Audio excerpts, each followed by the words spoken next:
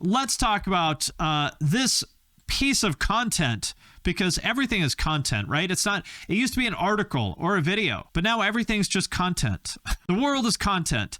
Let's talk about this piece of content from our friends at Loudwire by Chad Childers. 25 important rock and metal albums turning 10 in 2023. I can already tell from this grid of images, it's a little bit horrifying to me that some of these are like their newer albums from some of these bands. So let's see, starting with breaking news. I have new merch. I've got this new one designed by my good friend Michael Shantz. It says, "Hell yeah, brother." Hell yeah, brother. And the Listen to New Metal shirt, as well as all my other designs. And you can check all of those out at the link in the description of this video. Starting with number 25, Common Courtesy by A Day to Remember. I think this album is amazing.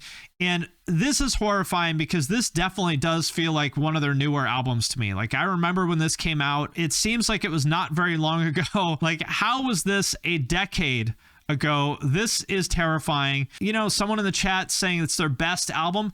I don't know if I would agree that it's their best album, but it's definitely one of the best albums for sure. I think it's their second best album. I think Homesick is number one, Common Courtesy is number two, but you know, if you said this was their best album, I wouldn't disagree with you. I think that's a respectable opinion. Either way, it's turning 10. We've also got Alice in Chains, The Devil Put Dinosaurs Here, which is the album with it's Cedric from the Mars Volta, right? Is he the one that sings on this? Their comeback album. Got Hail to the King by Avenged Sevenfold. This one hurts because this feels like it just came out to me.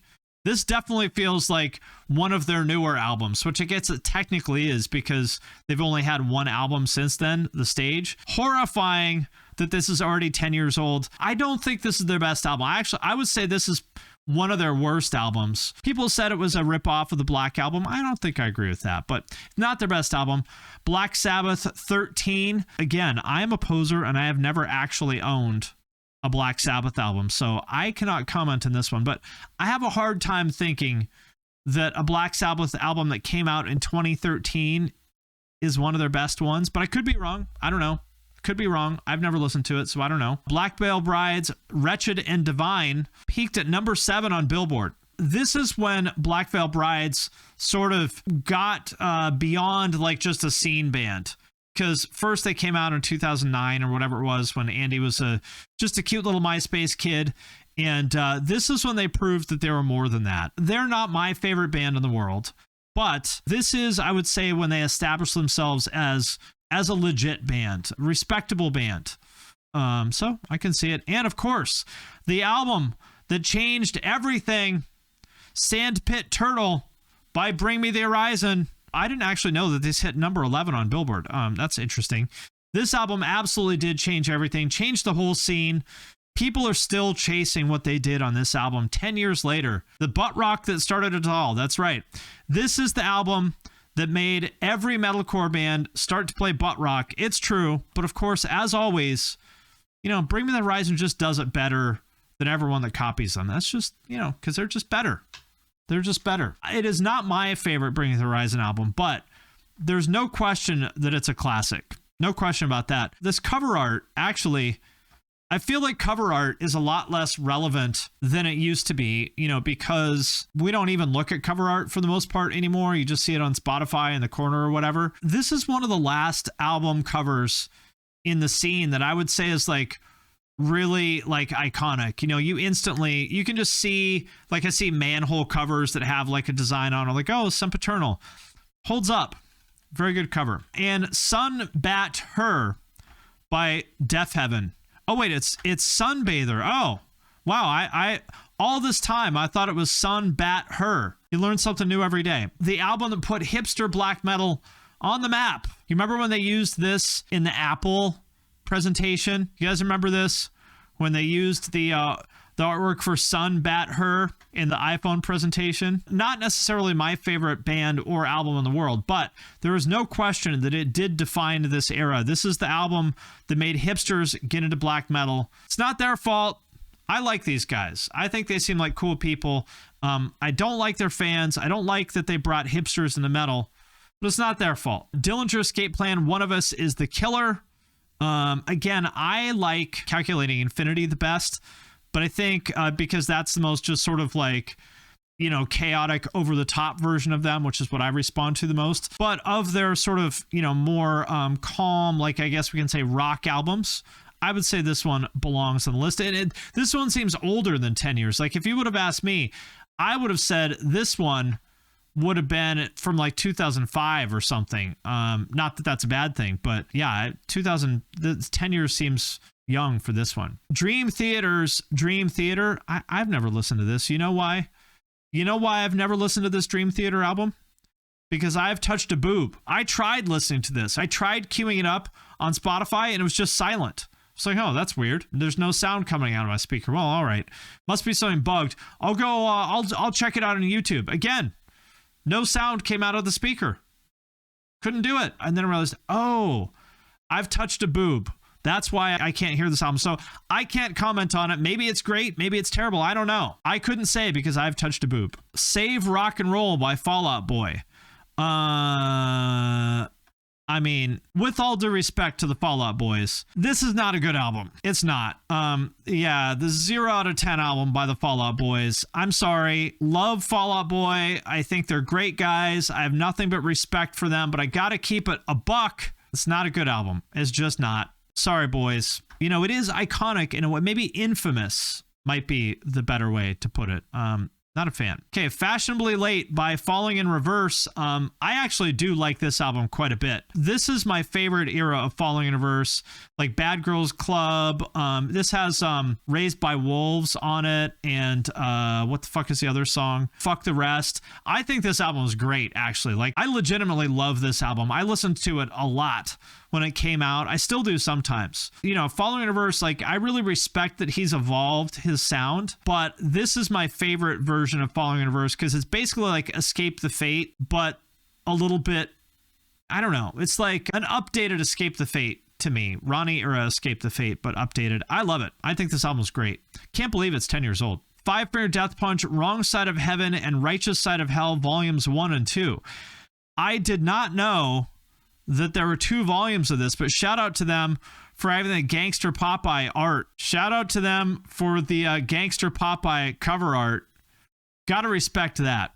I do like, actually, quite a few Five Finger Death Punch songs, but I don't think any of them are on these albums. Ghost, or as they were called at the time, Ghost BC, Infinitesimum, I think that's how you say it. I will be honest, all Ghost albums sound the same to me, so I don't have an opinion on this particular album, but I do think they're a good band. Catchy band, very clever, good marketing. Like, I don't listen to Ghost, but I respect them. I think they're a good band. Can't comment on this particular album. Gorguts, Colored Sand. Now, listen, Gorguts was cool in like 1994. I feel like it's a little bit of a hipster pick. It's not even good Gorguts. It's not even the peak of Gorguts. Maybe this is just me being a death metal hipster because I heard Gorguts in the 90s, but I saw them actually with Divine Empire, I think, or something like Cryptopsy, something like that, in like 97. It's a good tour. Korn, The Paradigm Shift. I don't remember this album. Is this the dubstep one? I don't know this Korn album. I'm going to say probably not their best. You know, Korn of the 2000s up until like very recently was kind of mid, in my opinion. I love Korn, great band. Feels like a little bit of a reach to have them on here, but I don't know. Megadeth, Super Collider. Listen, we've talked many times about Megadeth. I don't get it. I just don't get it. I understand if you're into like Peace Sells and Who's Buying, or Rust in Peace, or even Countdown to Extinction. I get that. I personally don't think that stuff is great, but I get it. But being into like later Megadeth, like anything after like 1994, to me is just bizarre. Like, what do I not understand about the appeal of Megadeth? I just don't understand it. Nine Inch Nails, Hesitation Marks. I have never heard this album, so I have nothing to say about it. Paramore, Self-Titled. with Still Into You, Ain't It Fun, and Now. I think this album is fucking great. I know that it may be a controversial opinion, but I think that Ain't It Fun and Still Into You are their best songs. Obviously, people have a lot of attachment to like Misery Business, and I know a lot of people like Brand New Eyes also, and I totally get that. I think those are very good, but in my opinion, just based purely on the actual songs themselves, like taking out like any sort of nostalgia factor, Ain't It Fun is my favorite Paramore song. Still Into You is also great. We played that song at our wedding. I think it's great. Pearl Jam, Lightning Bolt. I will be honest with you, I haven't listened to anything Pearl Jam has done since whatever their second album was called. I don't Vitology. That's the last thing I heard that Pearl Jam did, so I can't comment on this. I would be willing to bet that it sucks. I'm willing to bet that it sucks, but I haven't heard it, so I don't know. Queens of the Stone Age, Like Clockwork, peaked at number 1 on Billboard.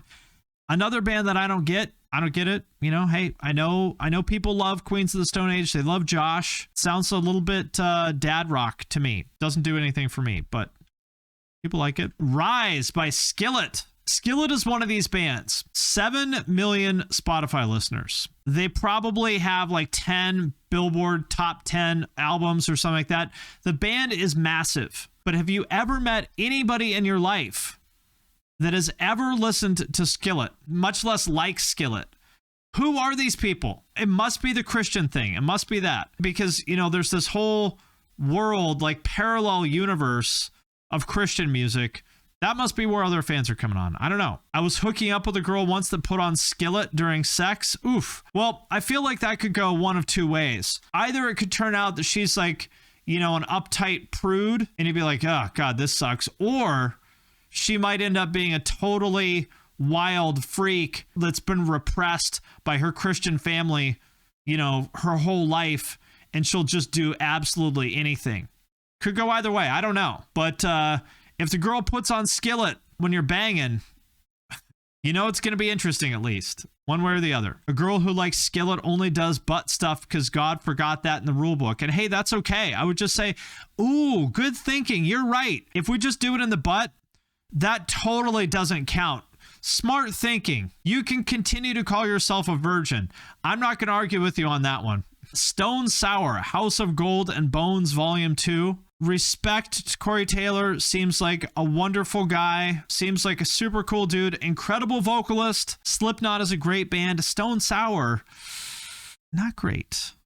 Not great. Again, who is listening to Stone Sour? I mean, obviously they got to be out there. Trivium, Vengeance Falls. I do not know Trivium's discography well enough to comment on this particular album, but they are certainly a very good band. Don't know this particular album well enough, but Trivium's good. 21 Pilots, Vessel, with Holding On To You, House of Gold, and Car Radio. I don't know this album. I only know Blurry Face and Stressed Out, and I think those are great songs, but I think that's on the album before this one, I believe. I like 21 Pilots. They're a good band, but I don't know this album well enough to comment on. They seem like really nice guys, too. Don't know this album well enough to comment on it, though. Rob Zombie, Venomous Rat Regeneration Vendor. You know, Rob Zombie, I respect him a lot as a person, and I like what he does, you know, conceptually, but his solo stuff, to me, is mostly kind of mid. I don't think this album is great. There's nothing wrong with it, but not as good as White Zombie. I think he peaked with White Zombie. I have a lot of respect for him, so, you know, I'm not going to say anything too negative. Good creative director, yes. So there it is. That was 25 important rock and metal albums turning 10 in 2023. I would say overall a handful of what I would call classics in there, but overall I would say, you know, 2013 maybe not a super great year for metal. That was a year of like Tumblr pop punk. There was a lot of big metalcore stuff happening at the time. I think that's the year that About That Life came out. I would say that might have been 2012. I don't remember. Maybe 2013. Either way, as far as like, you know, metal goes, to me, this list, I would say is kind of mid. That's what I would say. Some good stuff, but overall, I would say kind of mid. Either way, there it is, people. 25 important rock and metal albums turning 10 in 2023. Smart thinking.